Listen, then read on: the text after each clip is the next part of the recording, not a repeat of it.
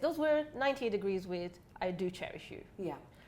Which I didn't know before you put it in the playlist. So what about this song? Tell me a bit about it. This was actually my wedding song.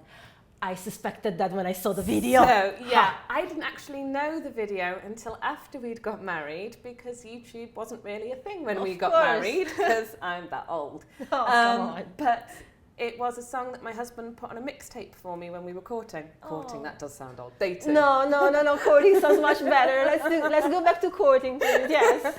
So my husband put it on a mixtape for me, and I hadn't heard it before then. So he must be a really sappy bugger. And it just, for me, it always reminded me of us going out and getting engaged and that journey that you make. So it seemed like the natural choice when we went, what should we have for our first dance? And we were like 98 Degrees. And it was only years later when I think we'd had way too many drinks one night before we had the rest of the kids. And we were sat there going through YouTube for songs that brought back memories that I actually watched the video. I was like, oh, how cheesy is that? It's like a wedding song. And I thought we were being imaginative, picking it for our wedding.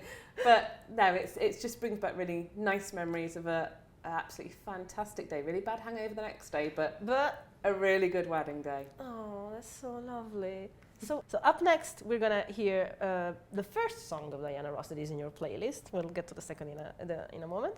And it's When You Tell Me That You Love Me. So what's the story behind that?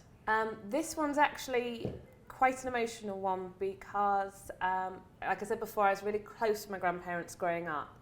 And in 2008, my granddad took poorly very suddenly.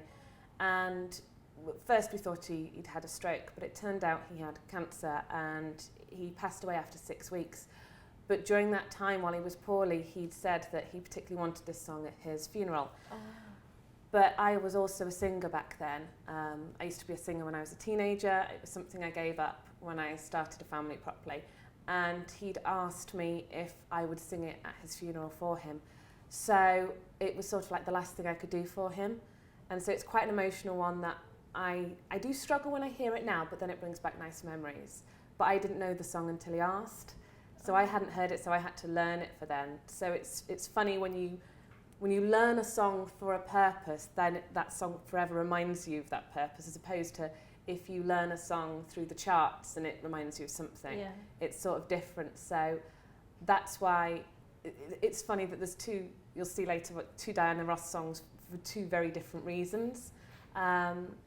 But so that one's quite a sort of sentimental one to me, that one really. I think that is what actually makes the whole point of having playlists that actually define the moments in your life. So actually, thanks so much for sharing this detail. And yeah, let's go listen to that then.